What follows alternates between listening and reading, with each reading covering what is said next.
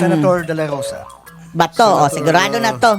Yes na ito. Ang dami pa nila, I vote yes to the motion of Senator Marcolita. Okay, no need to explain ba to? 10, a day before the 19th Congress Another of George narrative. Sinidye, I stood on the same spot conveying my serious concerns on the constitutional infirmities surrounding the articles of impeachment that the 19th Congress of the House of Representatives transmitted to the Senate. Transmitted to the Pointed Senate. out that the circumstances Circumstances. surrounding the filing of articles of impeachment seem to violate the one-year bar rule enshrined in Article 11, Section 3, Paragraph 5 of the Constitution, among others. Given this patent violation of the Constitution, I made a motion to dismiss the articles of impeachment against Vice President Sara Duterte. After a long discussion with the members of this chamber of the 19th Congress, I listened and I learned. My motion for dismissal was amended by Senator Alan Cayetano and became a motion to remand. The impeachment court then ordered the remanding of the articles of impeachment to the House of Representatives. This chamber also requires the 20th Congress House of Representatives to communicate whether or not they are willing and ready to pursue the impeachment complaint, a requirement which until now has not been complied with.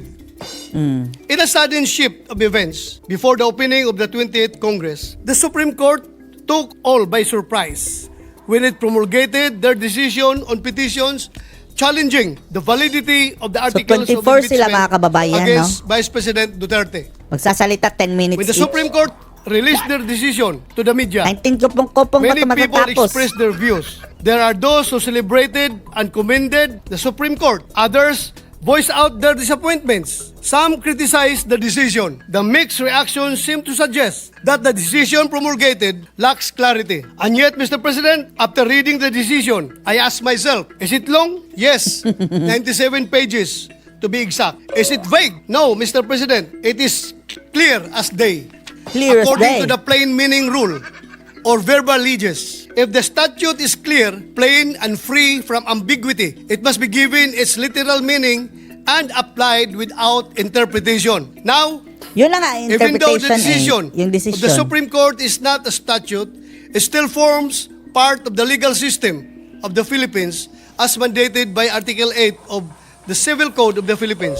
Since the decision of the Supreme Court is clear, plain, and free from ambiguity, applying the plain meaning rule, it should be given its literal meaning. That is, the articles of impeachment are unconstitutional. Is lang. The Senate did not acquire jurisdiction and the decision is immediately executory. Executory. Plain and simple. Kaya naman, Common Ginoong Pangulo, science lang, no?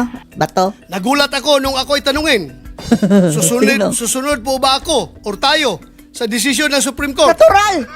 Hindi po Bugok ganun lang, hindi kataas susunod. ang tingin ko sa aking sarili. I honestly do not place myself in a position so high, too high, that I will be the one to be asked if I will obey the Supreme Court's ruling. Ang nakasaad sa ruling na yon, immediately executory. Wala namang postscript or PS sa baba na nagsasabing subject to your review and further evaluation. As a member of the Senate and as a citizen of this republic, I submit to the authority of the Supreme Court and respect its decision. Perhaps in shedding light on the highest court's duty, the integrated bar of the Philippines said it best, and I quote, as the final arbiter of constitutional questions, the Supreme Court bears the solemn duty to interpret the law, determine its bounds, and clarify its implications.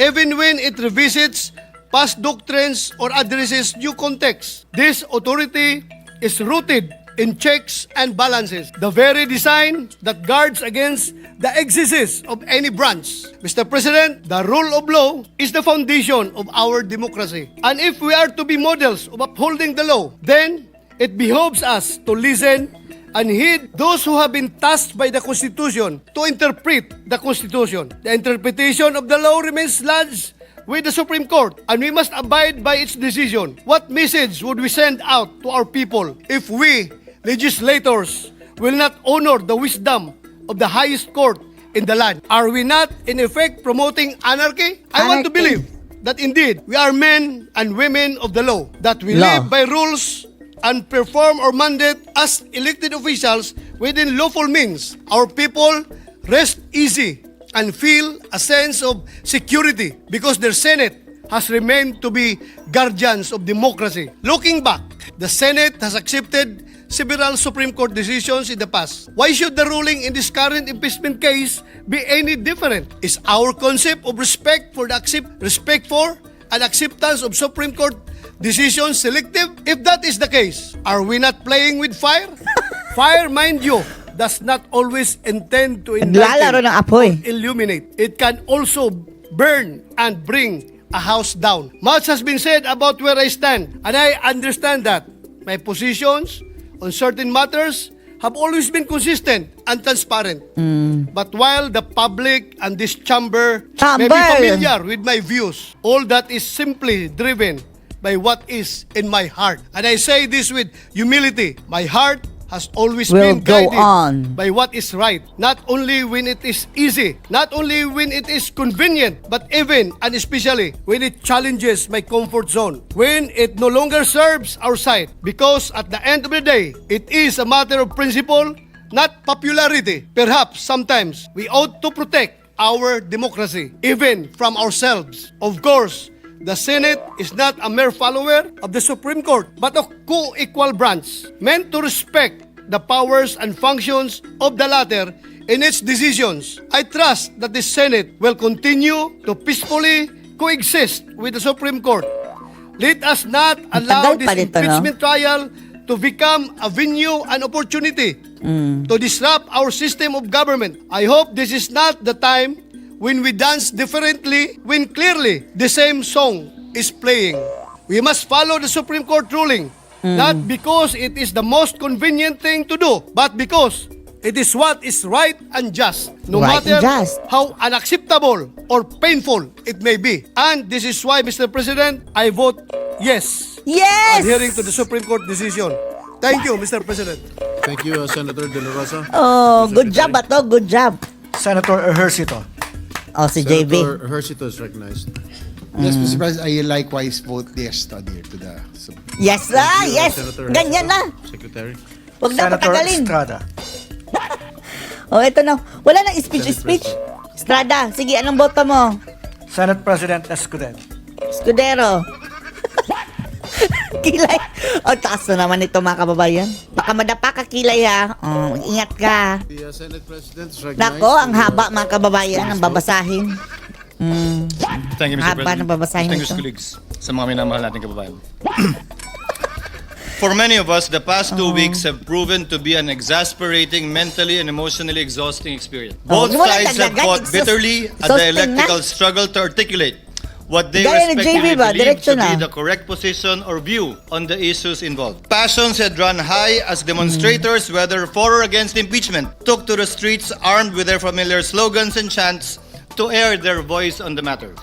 Various sectors of society, from business, retired military, academe, denominations of faith, offered suggestions for a return to a state of normalcy in the official relations of governmental branches. Through all these, and as early as the time when the articles of impeachment had been constituted, the court was specifically asked, told, urged, and argued to take no action of any kind and form with respect to the prosecution by the House of Representatives of the impeachment complaint. When the present petitions were knocking, so to speak, at the So to doorsteps speak. of the court, the same clamor for non-interference was made through what are now arguments of lack of jurisdiction, non-justiciability, and judicial self-restraint, aimed at halting the court from any move that may have a bearing on the impeachment proceedings. The court did not heed the call to adopt a hands-off stance as far as the question of constitutionality of initiating the impeachment complaint is concerned. What lies in here rather, is an issue of genuine constitutional material which only the court can properly and competently address and adjudicate in accordance with clear-cut allocation of powers under our system. The claim, therefore, that the court, by judicially entangling itself with the process of impeachment, has effectively set up a regime of judicial supremacy is patently without basis in fact and in law. Because it is not at all the business of the court to assert dominance, judicial dominance, over the other two great branches of government. Rather, the raison d'etre of the judiciary is to complement the discharge by the executive and legislative of their own powers to bring Own about powers. ultimately the beneficent effects of having founded and ordered our society upon the rule of law. Rule of law. Mr. President, distinguished colleagues, the institution that is the Supreme Court, together with all other courts, has long held and been entrusted with the judicial power to resolve conflicting legal rights regardless of the personalities involved in their suits or actions. The court has dispensed justice over the course of time, unaffected by whomsoever stood to benefit or suffer therefrom, unafraid by whatever imputations or speculations could be made to it, so long as it rendered judgment according to the law and the facts. No one is above the law or the No one is Constitution. above dilaw. This is a basic precept in any legal system which recognizes equality of all men before the law as essential to the law's moral authority and that of its agents to secure respect for and obedience to its commands. Perhaps Ang haba there is no pa, oh. other government branch or instrumentality that is most zealous in protecting Zealous. that principle of legal equality other than the Supreme Court, which has discerned in its meaning and ramifications through its application of numerous cases, especially Ang the layo ng high-profile tingin ni kind Cayetano, in the oh. annals of jurisprudence. Anas. The Filipino nation and its democratic institutions have no Uy, doubt pumikit ka naman. been put to a test once again by this impeachment case.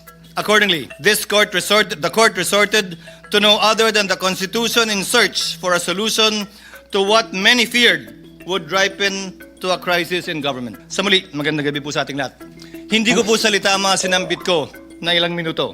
Hindi mo Yun naman po pala ay salita. Bakit mo? paraphrase at halos eksaktong quotation ng salita Nasayang lang ang ni aming oras. dating Justice